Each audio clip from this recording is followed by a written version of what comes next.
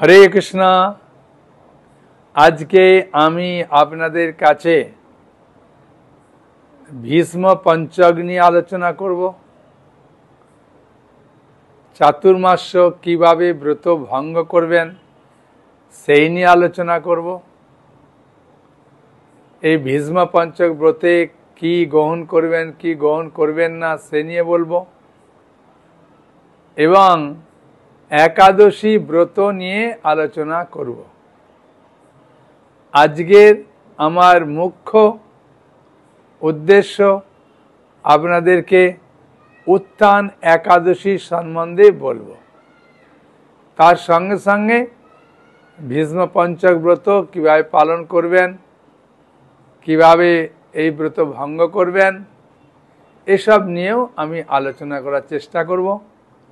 যদি কোনো উত্তরে আপনি সন্তুষ্ট না হন তাহলে প্রশ্ন করতে পারবেন। প্রশ্নের মাধ্যমে আপনার মনের প্রশ্নের উত্তর দেব। ঠিক আছে? আপনাদের কাছে আমি খুব সুন্দরভাবে বলার চেষ্টা করব, যাতে আপনারা ভক্তিপথে ক্রমান্বয়ে অগ্রসর হতে পারেন, মানব জীবনের উদ্দেশ্য বুঝতে পারেন। ঠিক আছে? একজন ব্যক্তি প্রশ্ন করেছেন যে ভগবানের এই সকল ব্রত, এই একাদশী থেকে আরম্ভ করে এগুলো করার উদ্দেশ্য কি, আর ভগবান আমাদেরকে কেন তৈরি করেছেন? আমি বললাম, খুব সুন্দর প্রশ্ন। ভগবান আমাদেরকে কেন তৈরি করেছেন, মনুষ্যরূপে কেন পাঠিয়েছেন, কেন আমরা দুঃখ কষ্ট পাচ্ছি, সেখান থেকে উদ্ধারের উপায় কি? ভগবান সেই কারণেই এই সকল ব্রতগুলো চালু করেছেন, যাতে মানুষ এই সকল ব্রত করার মাধ্যমে ভগবানের কাছে খুব সহজে ফিরে যেতে পারে। আর একটু পরিষ্কারভাবে বললে ভালো, তাই না? তাহলে মন দিয়ে শুনুন। কোনো ব্যক্তির বাড়িতে মনে করুন 5 জন ছেলে আছে। মা বাবা তো আগে ওঠে ঘুম থেকে, তা বাবা উঠে ছেলেদেরকে ডাকছে, ওঠো ওঠো, সূর্য উদয় হয়ে গেছে, তোমরা উঠে নিজ নিজ কার্যে যাও। তাই ডেকে দেওয়াটা কি অপরাধ? ভুল করেছে? করেনি, ঠিকই করেছে, তাই না? অন্যায় করেনি।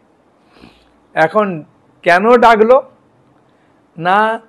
আমরা যখন প্রলয় হয় তখন আমাদের আত্মা ভগবানের শরীরে থাকে, অবস্থান করে, এবং প্রলয় শেষে ভগবানের দেহ থেকে আমরা আসি, এসে যার যেমন শরীর থেকে আত্মা ভগবানের কাছে চলে গিয়েছিল সেই দেহ আবার লাভ করে।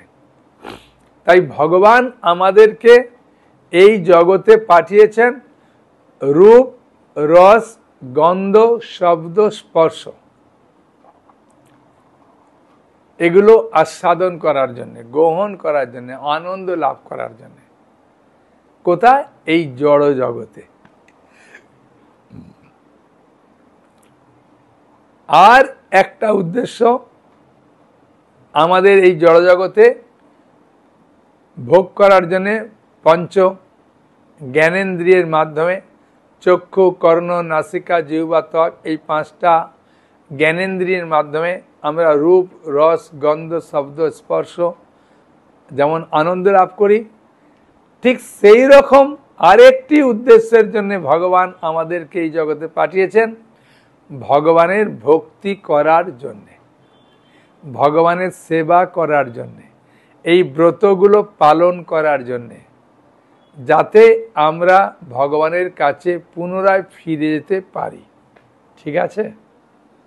এই উদ্দেশ্য নিয়ে ভগবান এই জগৎ তৈরি করেছেন, এবং আমাদেরকে পাঠিয়েছেন এবং ভগবত ভক্তি করার সুযোগ প্রদান করেছেন। যার হৃদয়ে যত পাপ আছে সে তত ভগবান থেকে দূরে থাকবে।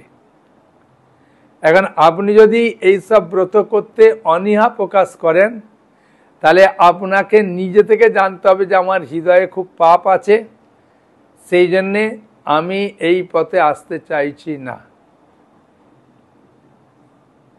সেই জন্যে এই ব্রতগুলোর মাধ্যমে হৃদয় শুদ্ধ হয়, মন শুদ্ধ হয়, পরিবারের মঙ্গল হয় এবং আমরা অনেক কঠিন কঠিন রোগ থেকে মুক্ত হতে পারি।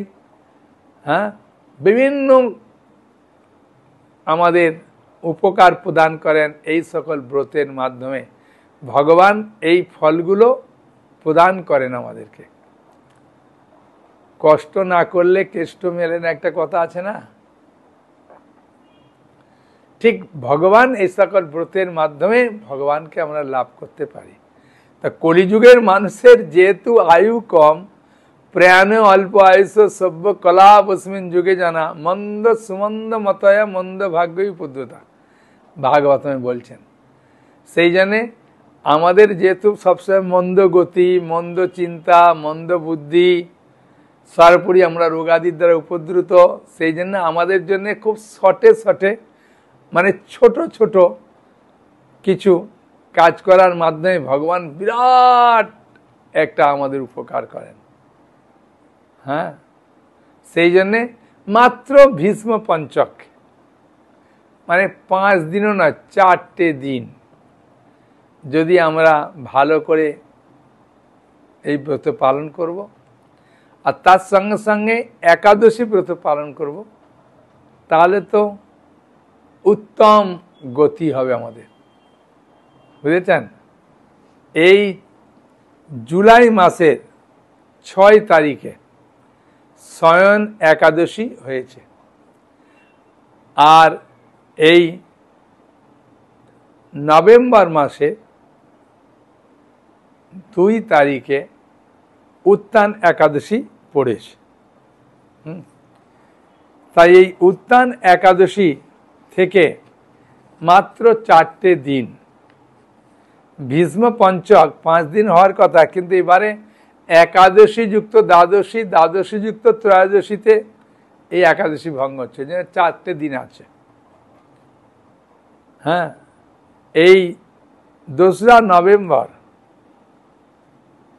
থেকে 5ই নভেম্বর মানে রবিবার থেকে বুধবার, বুঝেছেন?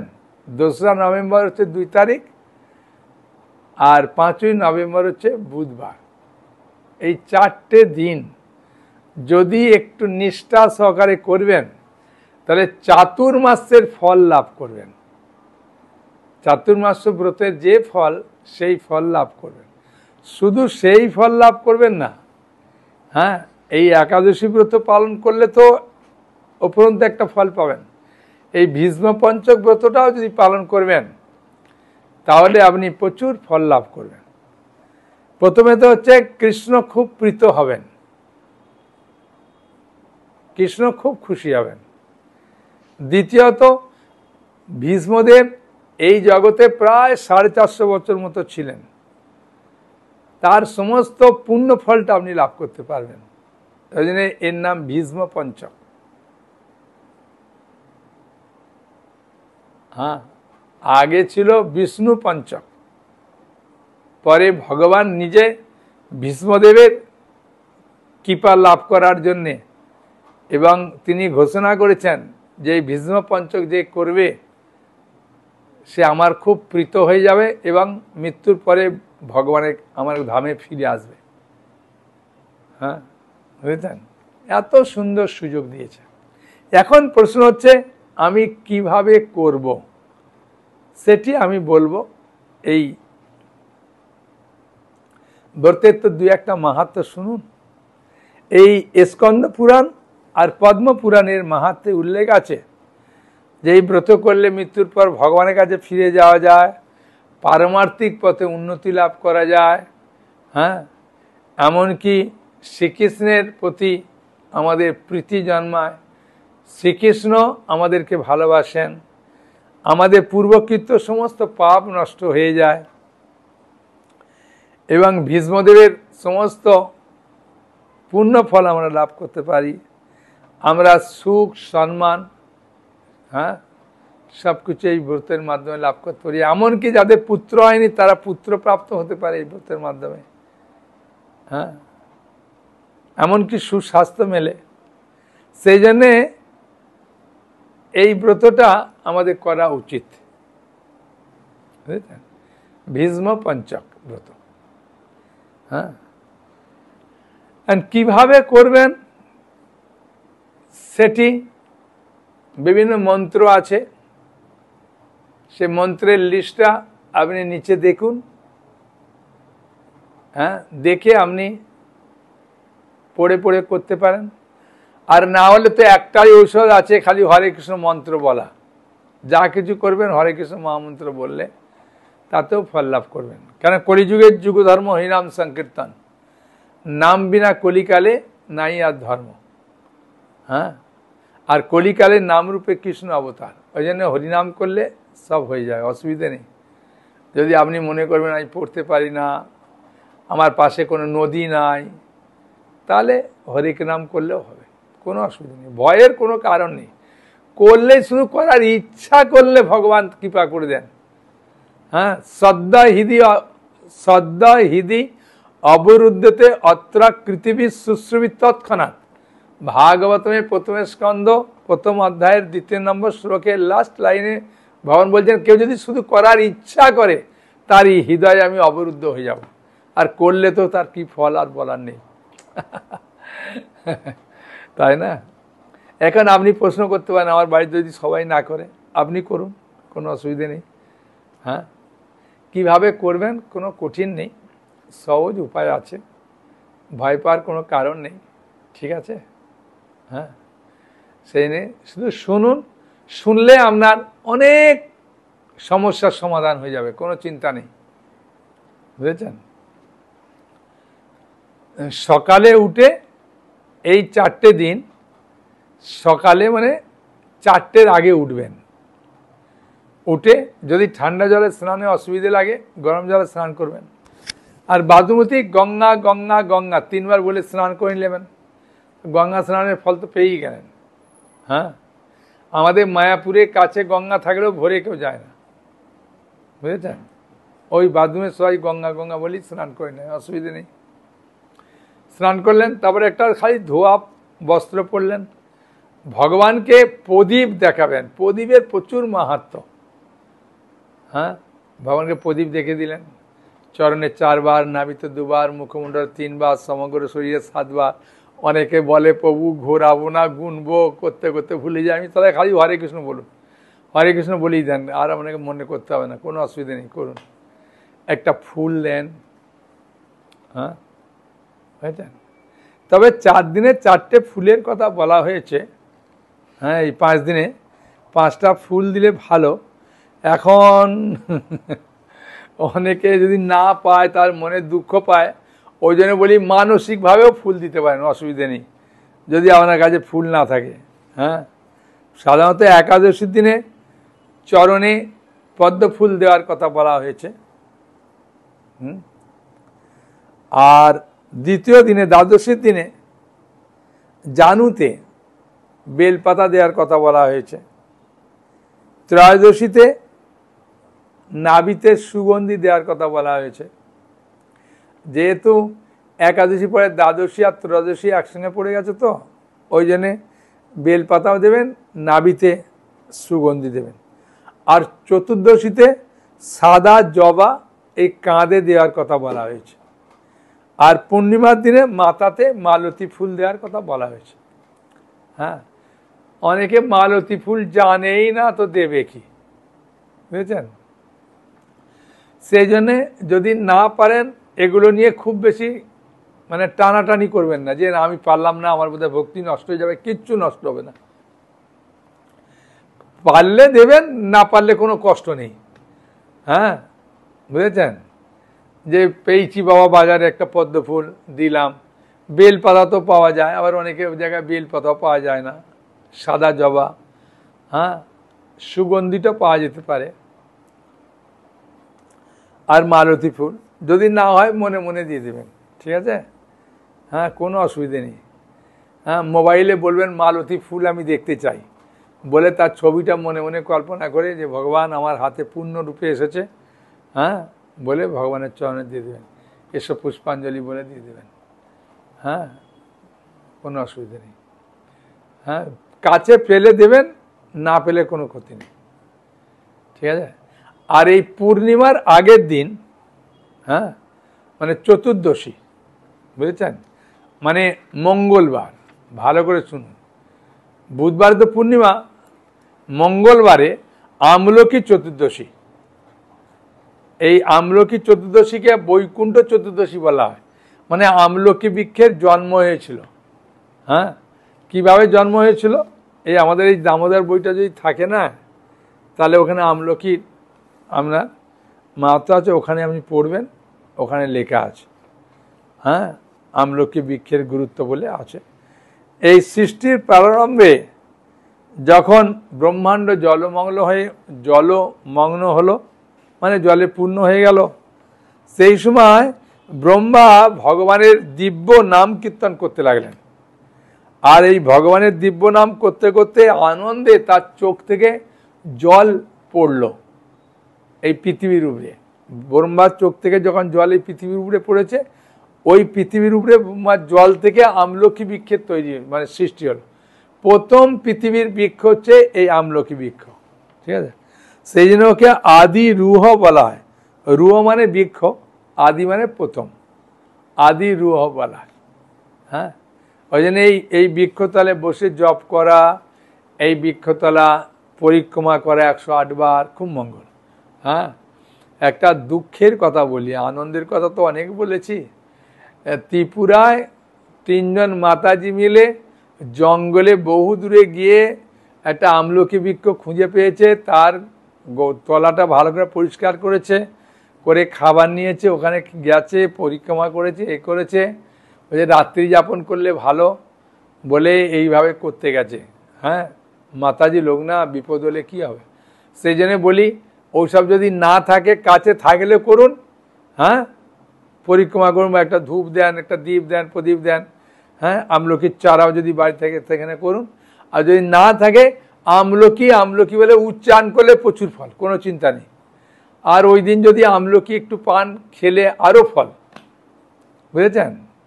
হ্যাঁ, সেই জন্যে একদম চিন্তা করবেন না যে পেলাম না, আমার বোধহয় ভক্তি নষ্ট হয়ে যাবে, কি হবে, কোনো চিন্তা নেই। আমলকি বলে উচ্চারণ করলে প্রচুর ফল পাবেন, কত ফল নেবেন, ঠিক আছে। ওই কোনো কারণ নেই, কাছে থাকলে করবেন, না থাকলে উচ্চারণ করে দেবেন। কাছে আমলকি পেলে খেলে খাবেন, না থাকে ওই উচ্চারণ করে ইয়ে করে নেবেন, কোনো অসুবিধে নেই, ঠিক আছে। মানে ওর জন্যে ওই যে বললাম, মাতাজিরা গিয়ে যে জঙ্গলে এইসব কিচ্ছু করতে হবে না, তাহলে বাড়ির লোক একদম অসুবিধে হয়ে যাবে, আর ভক্তি করতে দেবেন আপনাকে। হ্যাঁ, এমন নয় যে এটা করলে একদম চলে যাবো বৈকুণ্ঠে, এটা না করলে বৈকুণ্ঠে যাবো না, কোনো অসুবিধা নেই। খালি হরিনাম করুন, বেশি এইসব খাওয়া দাওয়া নিয়ে এসব চিন্তা করবেন না। হ্যাঁ, অনেকে বলছে বউ কী খাবো, আমি খাওয়ার জন্যে চিন্তা করছি না, মানে এই ভীষ্ম পঞ্চকের দিন থেকে, ভীষ্ম পঞ্চকের দিনে একটু আলু সিদ্ধ, বাদাম সিদ্ধ, একটু আদা কুচি, একটু বিট লবণ, যদি লাল আলু থাকে লাল আলু সিদ্ধ, অনেকে কচু থাকলে কচু সিদ্ধ করে, আর এগুলো খেতে পারে। আর যদি মনে করেন যে আমি একটু ফল টল কিছু থাকলো, হ্যাঁ, কলা, এসব বউ বীজ খাওয়াটা নিষিদ্ধ আছে। হ্যাঁ, তার শশা, বেদানা, হ্যাঁ, পেয়ারা, তরমুজ, এগুলো বলছে না খেলে ভালো। অন্য ফলগুলো খান, নারকেল খান, কাজু কিশমিশ যদি থাকে একটু খেলেন। আর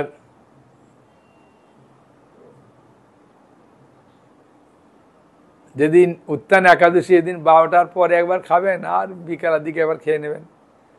হ্যাঁ, তাহলে ভালো। আর যদি খিদে সহ্য করতে না পারেন আগে খেয়ে নেবেন, কোনো অসুবিধে নেই। খাওয়া দাওয়ার ব্যাপারে কোনো এ নেই। আমরা যদি মনে করেন যে আমার খিদে সহ্য করতে পারি না, খেয়ে নেবেন, হ্যাঁ ঠিক আছে, 2বার 3বার খেয়ে নেবেন, অসুবিধে নেই। সূর্য ডুবে গেলে আর না খেলে ভালো। এবার তারপরের দিন দ্বাদশীতে আপনি কি করবেন, যদি মনে করেন যে আমি একাদশী যেভাবে করলাম এইভাবে খাওয়া দাওয়া করব, তাহলে ঠিক আছে, বাদাম সিদ্ধ খেলে অসুবিধে নেই। হ্যাঁ, বাদাম সিদ্ধ একটু নারকেল কুড়ো দিয়ে একটু আলু মাখা একটু ইয়ে করে, হ্যাঁ, তারপরে এই মাখলে ঘি দিয়ে মাখতে পারেন, অন্য তেল ফেল দিয়ে নয়, আর সন্দক লবণ ব্যবহার করেন, হ্যাঁ, তারপরে আদা দিলেন, এগুলো ভালো দিয়ে করলেন। আর যদি বলেন যে প্রভু না আমার তো অত পয়সাও নেই আর অত কিছু করতে পারবো না, তাহলে দ্বাদশীর দিনে আপনি অন্ন খেতে পারবেন, আতপ চালের, হ্যাঁ, হবিষ্যিতে একসঙ্গে দিয়েও খেতে পারেন। অনেকে বলে প্রভু ওই মাঠটা খেলে আমার অম্বল হয়ে যায়, ওই জন্য মাঠটা ফেলে দিয়ে, হ্যাঁ, ঝরঝর করে অন্নটা থাকলো, হ্যাঁ, আর একটু ঘি, হ্যাঁ, তারপরে আলু মাখা কি কচু, হ্যাঁ, এসব দিয়ে একটু মেখে খেতে পারেন, কোনো অসুবিধা নেই। হ্যাঁ, বুঝেছেন, ওটাও সূর্য ডুবে গেলে না খেলে ভালো। এমন নয় যে সূর্য ডুবে গেলে জল খেতে পারবেন না, এমন নয়, জল খাবেন। হ্যাঁ, অনেকে বলেন প্রভু জল টল খেতে পারবো না নাকি, না না না, হ্যাঁ, মনে করলে আপনি একটু ফলও খেতে পারবেন, অসুবিধা নেই। হ্যাঁ, মানে নিয়মটা এত কিছু নয়, মেন কথা হচ্ছে আমি ভগবানের কতটা নাম করছি, ভগবানকে স্মরণ করছি, গীতা পড়ছি, ভাগবত পড়ছি কতটা, এগুলো হচ্ছে মেন। আমার চেতনাটা অন্যদিকে যাচ্ছে কিনা, পরনিন্দা পরচর্চা করছি কিনা, এইগুলো দেখে। ওই খাওয়া দাওয়ার ব্যাপারে এটা খেলে নরকে যাব, ওটা খেলে স্বর্গে যাবো, এরকম কিচ্ছু নেই, কিচ্ছু নেই। হ্যাঁ, বুঝেছেন, এসব কিচ্ছু চিন্তা করবেন না। হ্যাঁ, বাড়িতে যেমন সংসারে চলে সেইভাবে মিলেমিশে করবেন। হ্যাঁ, তবে 4টে দিন সম্পূর্ণ নিরামিষ খাবেন। হ্যাঁ, পেঁয়াজ রসুন, হ্যাঁ, মুসুর ডাল, মাছ মাংস ডিম এগুলো, আর সরিষার তেল এসব না খেলে ভালো। ঠিক আছে, তো এইভাবে করলেন। আর শেষের দিনে আপনার যেগুলো খাওয়া নিষিদ্ধ ছিল, যেগুলো আপনি খাননি, সেগুলো দিয়ে বেশি কিছু করতে হবে না, একটার মধ্যে সব কিছু দিয়ে একটা, হ্যাঁ, সবজি করে নেন। হ্যাঁ, তাতে বেগুন দেবেন, বরবটি দেবেন, সিম দেবেন, লাউ দেবেন, কুমড়া দেবেন, হ্যাঁ, বুঝেছেন, দিয়ে সরিষার তেল দিয়ে ব্যবহার করলেন। আর ওই দিন একটু মাসকলাইয়ের ডাল করতে পারেন, আর নাহলে অনেকে ওই ডালের বড়া করে পোগড়া করে করে খায়। হ্যাঁ, আর নাহলে দই বড়া করলে তো আরও উত্তম। হ্যাঁ, আর ওই দিন তাহলে দইও হয়ে গেল। হ্যাঁ, আর একটু পায়েস করলেন, তার দুধটা খাওয়া হয়ে গেল, বুঝেছেন। আর দই বড়াতে তো করলেই যথেষ্ট, আর অসুবিধে নেই। হ্যাঁ, বেশি কিছু আইটেম করতে গেলে আবার বাড়ির ব্যাপার না, মালিক তখন রেখে যাবে, বলবে তোমার যা চাহিদা আর করতে হবে না কোনো ব্রত, সেও একটা জ্বালা আছে, তাই না। সেই জন্যে সিম্পলভাবে করুন, যেগুলো মানে চাতুর্মাসে খাননি, একটা শাক করবেন। হ্যাঁ, শাক করবেন,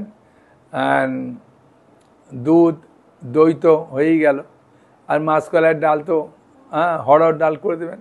হ্যাঁ, অসুবিধে নেই, কিন্তু ব্রতটা ভঙ্গ করবেন, ওর অনেক কিছু নিয়ম, এত কিছু দরকার নেই। চন্দ্রকে দেখবেন, চন্দ্রকে দেখে প্রণাম করবেন, প্রণাম করে তার আগে ভগবানকে ভোগ টোক দিয়ে দিলেন। হ্যাঁ, দিয়ে তারপরে চন্দ্রকে প্রণাম করে তারপরে ভগবানের কাছে এ করে তারপরে আপনি পান করতে পারেন। এখন অনেকে প্রশ্ন করে প্রভু একাদশীতে যে করলাম, দ্বাদশীর দিনে আমি পারণটা কি করব।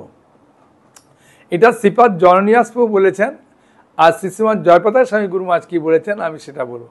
শ্রীপাদ জননীয়াস প্রভু বলছেন যে আমাদের যে মায়াপুরে হেড পূজারী, উনি বলছেন যে যদি ঠিকমতো ব্রত পালন করতে না পারো, হ্যাঁ, সেই জন্য ব্রতের কাছে প্রার্থনা করবেন যে ভীষ্ম পঞ্চক ব্রত আমি তো ঠিকমতো করতে পারছি কি পারছি না আমি জানি না, আর এই একাদশী তো নিত্য, সেই জন্যে একাদশী করেছিলাম গতকাল, তার পালনের জন্যে আমি আপনার অনুমতি নিয়ে একটা জগন্নাথের শুকনো যে চাল আছে না, মহাপ্রসাদ নির্মাল্য, ওটা আপনি গালে দিয়ে জল খেয়ে পালন করতে পারেন, একটা দানা, অসুবিধা নেই।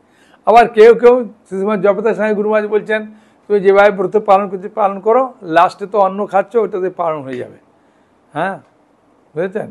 কারণ কে কী করে যায় না, আমি একটা চালের দানা গ্রহণ করি। হ্যাঁ, কারণ আমার ঠিক মতো পালন হচ্ছে কি না হচ্ছে আমি নিজেও জানি না। বুঝেছেন? খিদে পেলে তো একটু একটু খেয়েই নিই, সেই জন্যে আমার চিন্তা আছে যে হচ্ছে কি না, ওই জন্য একটা চালের দানা পালন করে আমি করি, প্রার্থনা করে যে এই ব্রত আপনি কৃপা করুন। আমি গতকাল একাদশী করেছিলাম, তার আমি একটা পালন করছি, আপনি কৃপা করুন বলে হাতটা নিয়ে গাড়ি দিয়ে এক গ্লাস জল খেয়ে নিই। হ্যাঁ, বুঝেছেন?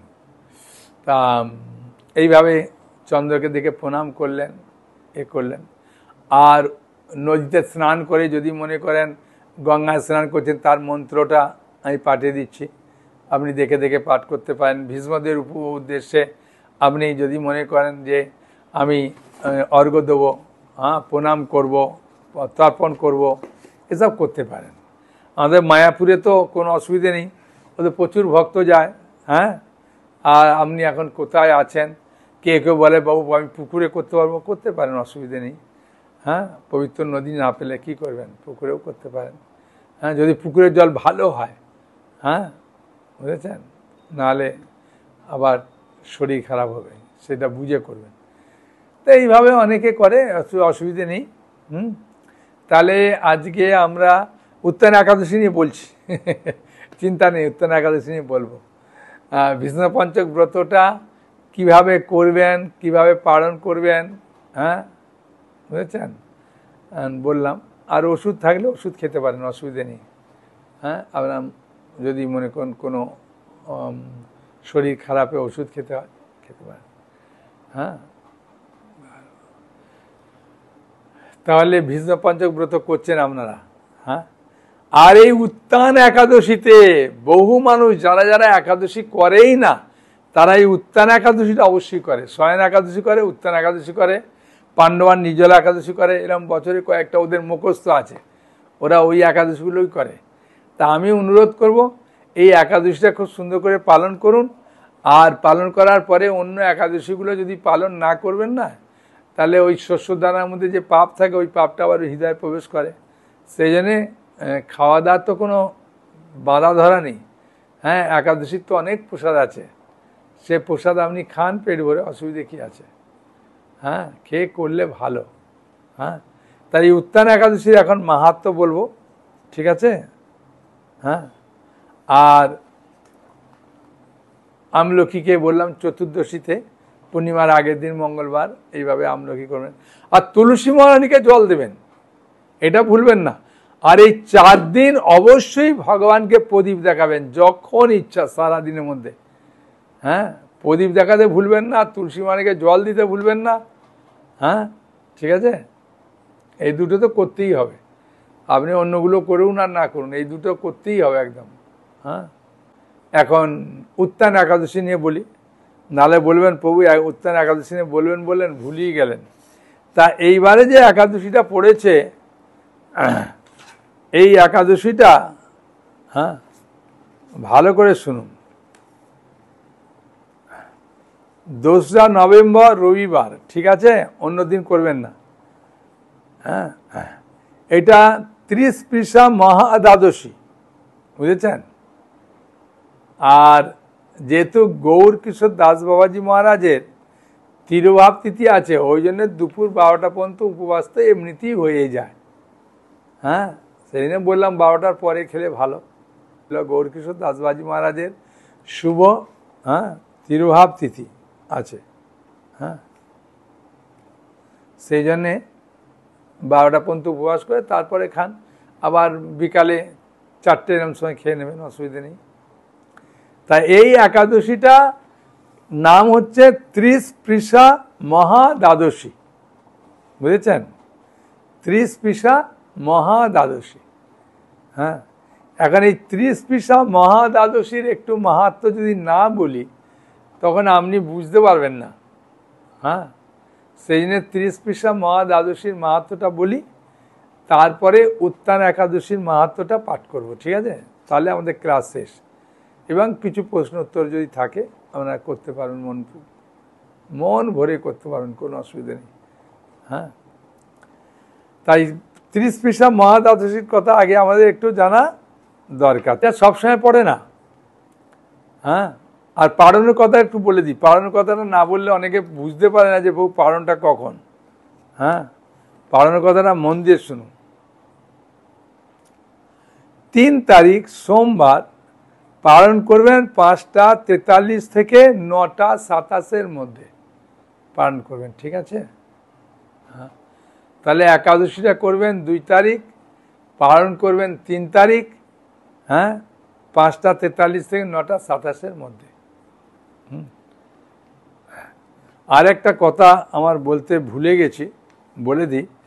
এখন আমি যে ক্লাস দিতাম না 7টা 15 থেকে 8টা 15 পর্যন্ত, বা 7টা থেকেও দিতাম, 7টা থেকে 8টা পর্যন্ত 1 ঘন্টা, ওটা মঙ্গল বৃহস্পতি শনি। তা এখন ওই ক্লাসটা বন্ধ হয়েছে। কারণ কি, এখন হোয়াটসঅ্যাপে সবার কাছে খবর যাচ্ছে না। আমার যত ক্লাস যা কিছু করি আমি একটা গ্রুপে বলি। হ্যাঁ, এখন ভারত সরকার একটা অ্যাপস লোড করেছে। ওই অ্যাপসে অনেকজনকে একসঙ্গে পাঠানো যাচ্ছে। আগে কোনো যদি আমার ক্লাস পাঠাই, একাদশী কবে, বিভিন্ন খুব গুরুত্বপূর্ণ কথা কিছু বলবো, সেগুলো 120 জন করে আমি একটা গ্রুপ করেছিলাম। হ্যাঁ, আগে করেছিলাম 240 জন করে, তারপরে ওটা যাচ্ছে না, 120 জন করে করলাম। তাতেও দেখছি 40-50 জনের কাছে যায়, বাকি যায় না। সেই জন্য একটা অ্যাপসের মাধ্যমে আমরা লোড করে নেন। ওই অ্যাপসের মাধ্যমে আমাদের সঙ্গে যোগাযোগ করতে পারেন। আপনি অ্যাপসটা লোড করে আমার হোয়াটসঅ্যাপ নম্বরে বলবেন যে প্রভু আমি এই অ্যাপসটা লোড করেছি, আমাকে যুক্ত করে দেন। হ্যাঁ, গ্রুপে, তাহলে আমরা যুক্ত করে দেবো। হ্যাঁ, ওই অ্যাপসটার নাম হচ্ছে অ্যারাটাই অ্যাপস। আরাতাই। হ্যাঁ, আরাতাই অ্যাপস। হ্যাঁ,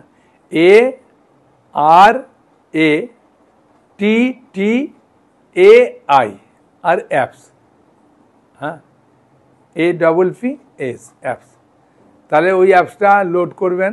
কি নাম লিখবেন? এটা ভারত সরকার নতুন করেছে। হ্যাঁ, এই অ্যাপসটা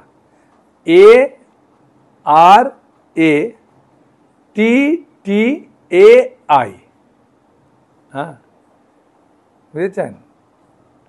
এই অ্যাপসটা লোড করলে দেখবেন হোয়াটসঅ্যাপের মতোই কাজ হয়, কোনো অসুবিধে নেই। হ্যাঁ, আর এই অ্যাপসের মাধ্যমেই এখন আমরা যোগাযোগ করছি। যদি আপনি চান যে আমার ক্লাসে যুক্ত হবেন, তাহলে এই অ্যাপসটা ব্যবহার করুন, ভালো। যে কোনো ক্লাস আমরা পাঠাতে পারবো, এই একটা সুবিধা আছে। এখন আমরা 30 পৃষ্ঠা মহা দ্বাদশীর মাহাত্ম্যটা শুনবো, ঠিক আছে?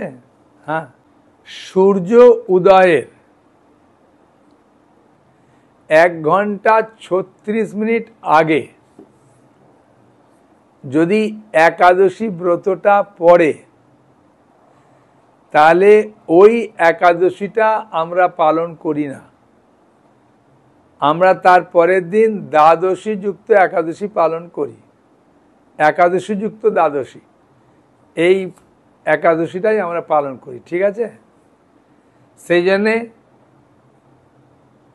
এই যে একাদশীটা, এটা সূর্য উদয়ের 1 ঘন্টা 36 মিনিট আগে একাদশীটা পড়ছে,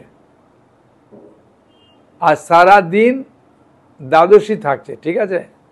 আর যখন এই দ্বাদশীটা ছাড়ছে, তখন সময়টা ত্রয়োদশী স্পর্শ করে যাচ্ছে। হ্যাঁ, তাহলে একাদশী, দ্বাদশী, ত্রয়োদশী 3টে স্পর্শ করছে বলে একে নাম দিচ্ছে 30 পৃষ্ঠা মহা দ্বাদশী, বুঝেছেন? আর এই একাদশীটা শ্রীহরির অত্যন্ত প্রিয়। এই একাদশী সবসময় পড়ে না, ওই জন্য যারা এই তিথিটা মানে উপবাস করবে তাদের খুব মঙ্গল হয়। পারণটা যে করতে হয় ত্রয়োদশী তিথিতেই পারণটা পড়েছে, 5টা 43-এর মধ্যে 5টা 43 থেকে 9টা 28-এর মধ্যে পালন করলেই হবে। এখন মাহাত্ম্যটা একটু বলি। হ্যাঁ, 30 পৃষ্ঠা মা দ্বাদশীর মাহাত্ম্য। পদ্মপুরাণে শ্রী সনত কুমার বেদব্যাস সংবাদে এই ব্রতের মাহাত্ম্য বর্ণনা করা হয়েছে। সনত কুমার বললেন, চতুষ্কুমারদের মধ্যে একজন, সনত কুমার বললেন, সর্বপাপ বিনাশিনী এই 30 পৃষ্ঠা মহাব্রত সকলেই পালন করা উচিত। চক্রধারী ভগবান বিষ্ণু ক্ষীর সমুদ্রে শিব ব্রহ্মা ও আমার কাছে এই ব্রত সম্পর্কে বলেছিলেন। চক্রধারী বিষ্ণু তিনি ক্ষীর সমুদ্রে শিব ব্রহ্মা এবং আমার কাছে এই ব্রত সম্পর্কে বলেছিলেন। হ্যাঁ, বুঝেছেন?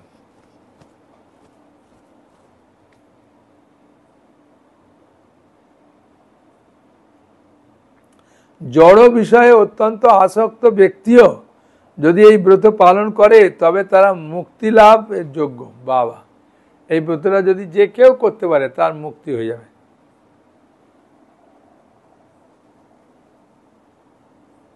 হে মুনিবার, বারাণসীতে ও প্রয়াগে মৃত্যু হলে, বারাণসী মানে কাশী, বারাণসী যেটাকে বলে, আর প্রয়াগ হ্যাঁ যেটা এলাহাবাদ, ওখানে যদি মৃত্যু হয় তাহলে গোমতীতে স্নান করলে মানুষের মুক্তি লাভ হয়। বলছে বারাণসীতে প্রয়াগে মৃত্যু হলে যে ফল, আর গোমতীতে স্নান করলে একই ফল লাভ হয়। কিন্তু 30 পৃষ্ঠা ব্রতে কেবল উপবাস ফলেই গৃহ থেকে এই মুক্তি লাভ হয়। বাবা, বলছেন যে গোমতীতে স্নান করলে মানুষ মুক্তি লাভ, কিন্তু 30 পৃষ্ঠা ব্রতে কেবল উপবাসের ফলেই, মানে উপবাস করলে এই ব্রতটা খুব লাভ। তা আমি উপবাস করার জন্য কাউকে বলবো না, বাবা নিজ নিজের ব্যাপার। কেন, যা সংসারে অশান্তি হচ্ছে এই উপবাস করতে গিয়ে, সে নিজের চাচা আপন প্রাণ বাঁচা। আপনার বাড়ির লোকজনকে বুঝিয়ে যদি শান্তি হয় করতে পারেন তাহলে করবেন, নাহলে বাড়ির লোক অশান্তি হলে আপনি একাদশীটা করেও দেখবেন আনন্দ পাবেন না। হ্যাঁ, সবসময় মনটা ওই দিকে যাবে। সেই জন্য বাড়ির লোককে শান্ত করে যেটা করবেন সেটাই ভক্তি।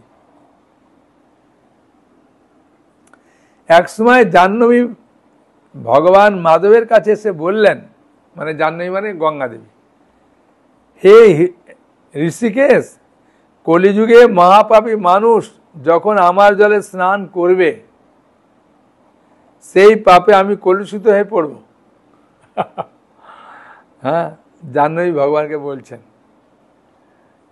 এর থেকে পরিত্রাণের উপায় কি? ভগবান মাধব বললেন, হে গঙ্গে, সর্বকলুষ বিনাশী এই 30 পৃষ্ঠা ব্রত তুমি পালন করো। সমস্ত কলুষ বিনাশকারী এই 30 পৃষ্ঠা ব্রত তুমি পালন করো। ভগবানের নির্দেশে গঙ্গা দেবী এই 30 পৃষ্ঠা ব্রত পালন করে কলির কলুষ থেকে মুক্ত হন। বাবা, স্বামীও তপস্যা করছে, স্ত্রীও তপস্যা করছে। হে মুনিবার, বিষয় অনুরাগী ব্যক্তি কিংবা বিষয় অনাসক্ত উভয়ের পক্ষে মুক্তি লাভ করা খুব কঠিন। তাই মুক্তিদানকারী এই 30 পৃষ্ঠা ব্রতের অনুষ্ঠান করা কর্তব্য। সেই জন্য 30 পৃষ্ঠা মহাদ্বাদশীর এত মাহাত্ম্য, বুঝেছেন? এখন উত্তান একাদশীর মাহাত্ম্যটা শুনুন। ভগবান শয়ন করেছিলেন 6 জুলাই, হ্যাঁ তাই না? আর উত্তান একাদশী মানে ঘুম থেকে উঠলেন ভগবান। ভগবান আমাদের মতো ঘুমায় না। 2রা নভেম্বর, হ্যাঁ রবিবার, হ্যাঁ ঘুম থেকে উঠেছেন, ভালো দিনে উঠেছেন। আর এই ভীষ্ম পঞ্চক ব্রত ওই দিন থেকেই আরম্ভ। অর্থ নিয়ম কারণ বললাম, ওগুলো বিভাগ করবেন। আর ওই দিন যেহেতু গৌর কিশোর দাসবাজি মহারাজের শুভ তিরোভাব তিথি, ওই জন্য 12টা পর্যন্ত উপবাস থেকেই প্রসাদ পাবেন। আবার বিকালের দিকে প্রসাদ পেতে পারেন, অসুবিধা নেই। এখন এই উত্তান একাদশীর আর একটা নাম আছে। প্রবোধিনী একাদশী।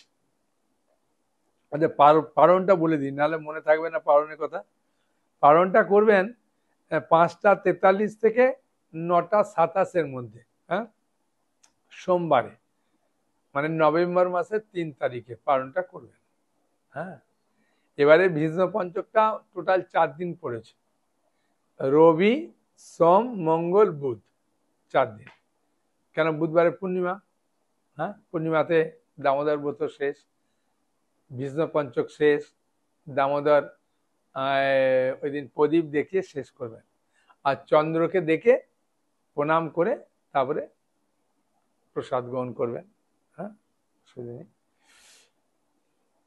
তা উত্থান একাদশীর নাম প্রবোধিনী একাদশী।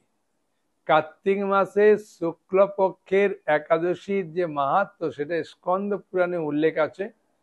ভগবান কৃষ্ণকে যুধিষ্ঠির মহারাজ জিজ্ঞাসা করছেন, হ্যাঁ, যে কার্তিক মাসের শুক্লপক্ষের একাদশীর মাহাত্ম্য আমাকে খুব সুন্দরভাবে বলুন। তা ভগবান যুধিষ্ঠির মহারাজের প্রশ্ন শুনে খুব খুশি হয়েছে, খুশি হয়ে বলছেন যে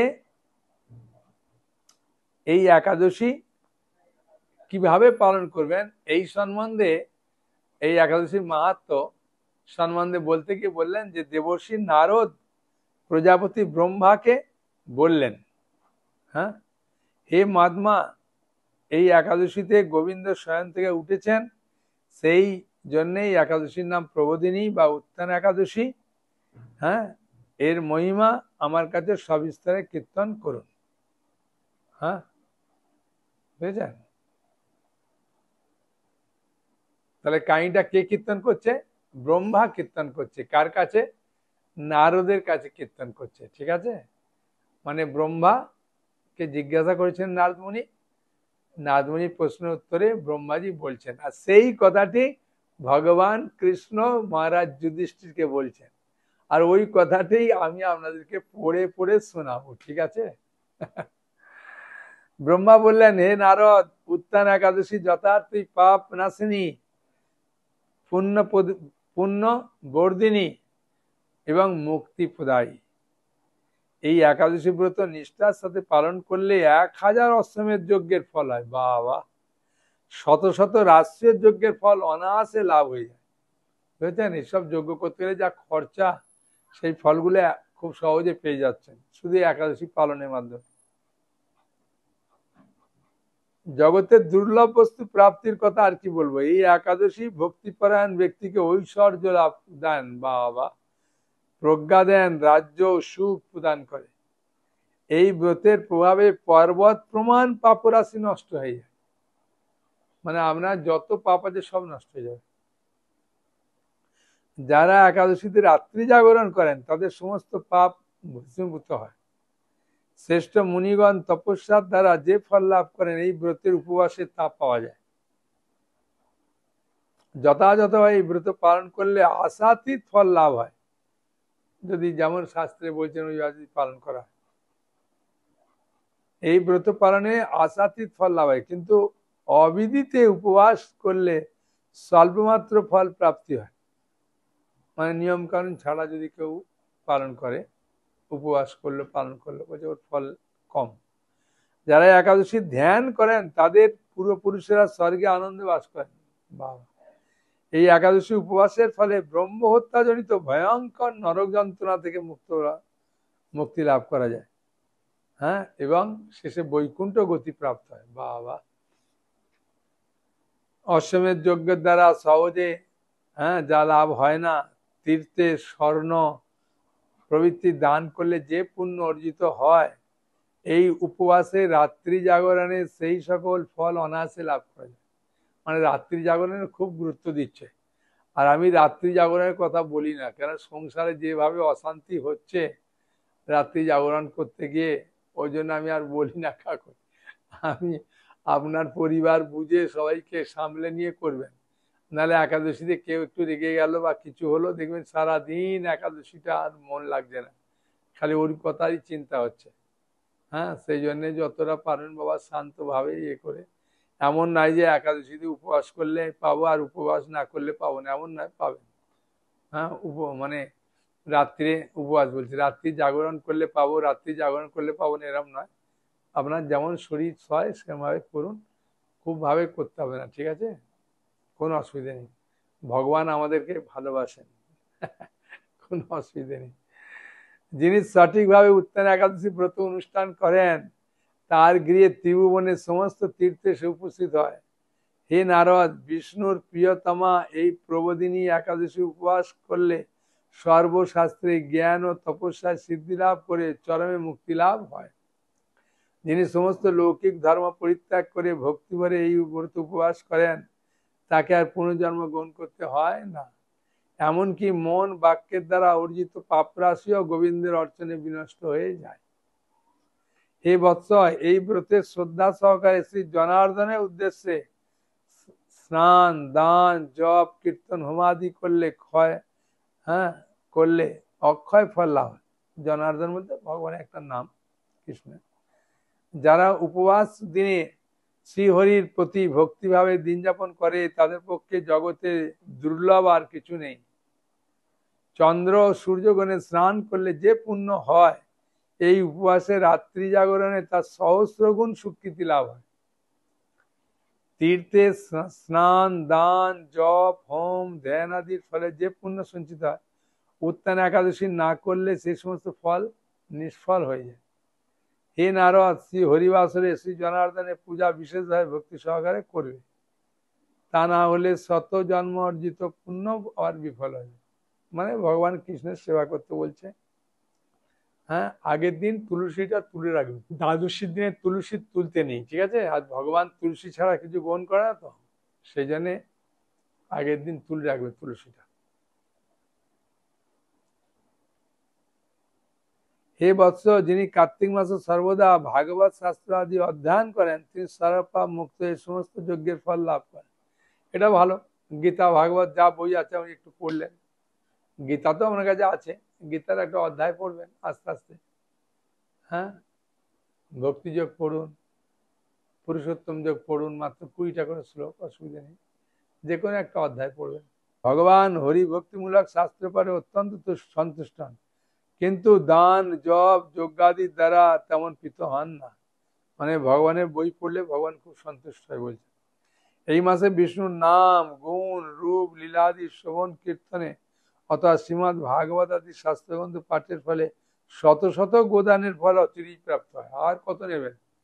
রাত্রি জাগরণের দরকার আছে? দেখুন, বলছেন যদি কেউ ভাগবত বা গীতা এসব পাঠ করে তার ফলে শত শত গোদানের ফল অচিরেই লাভ হয়।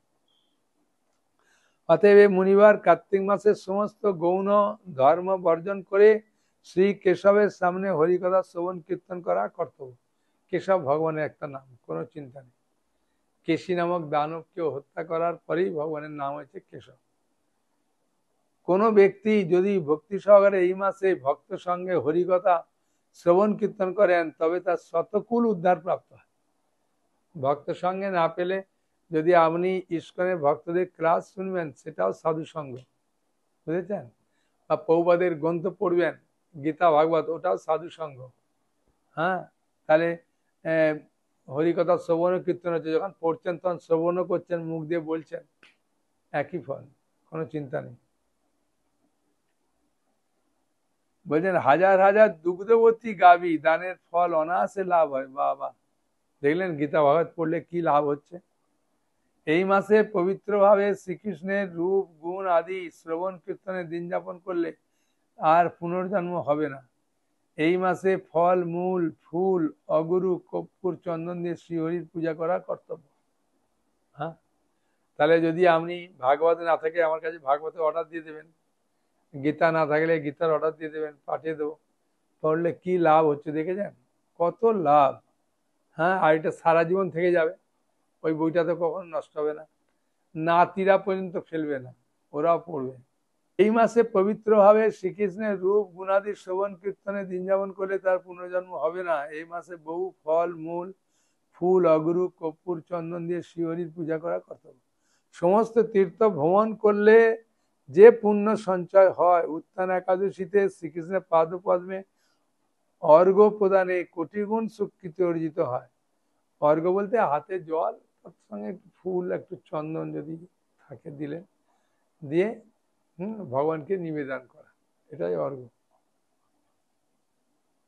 শ্রবণ কীর্তন স্মরণ বন্দনাদি নববিধা ভক্তির সাথে বীজ রোপণ জল সেচন ইত্যাদি করেন, মানে তুলসী যারা বীজ রোপণ করে, জল সেচন করে, জল দেয়, হ্যাঁ, তারা মুক্তি লাভ করে বৈকুণ্ঠবাসী হন।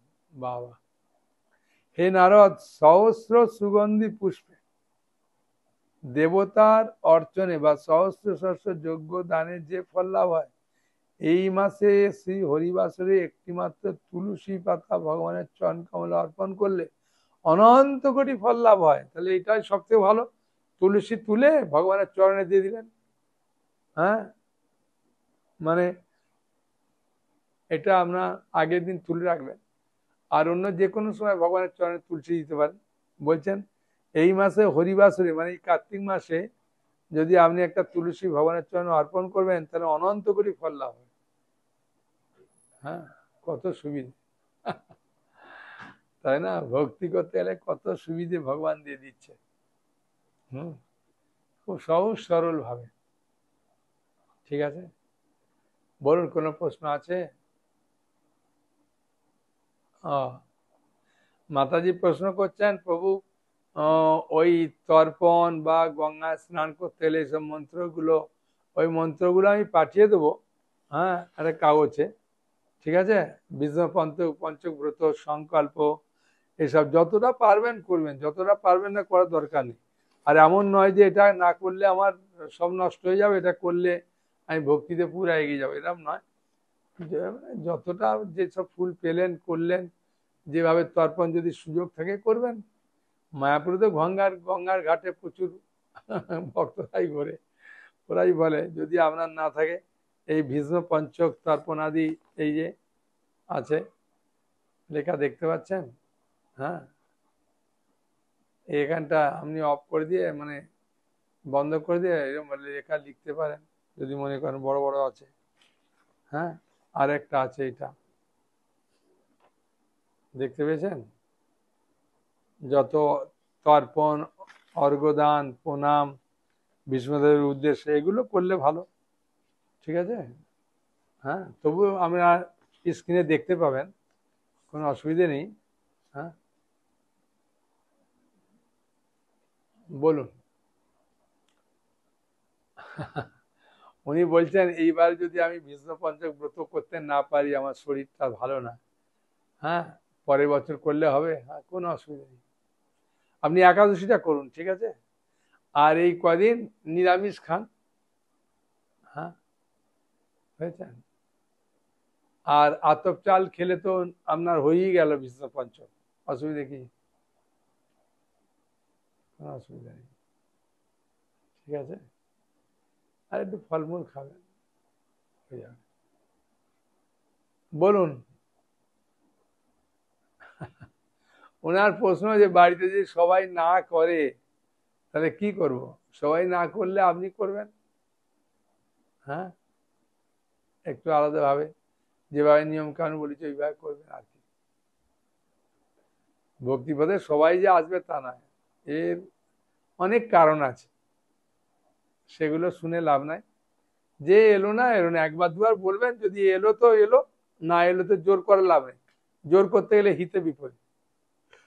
বলে করলে ভালো, বলে আমার ভিডিওটা দিয়ে দেবেন, দেখে শুনবে। হ্যাঁ, সে যদি চায় আমার 7 জন্মের পুণ্য নষ্ট হবে, আর করলে 100 জন্ম ধরে ফল ভোগ করবো, এগুলো যদি জানে তাহলে করবে।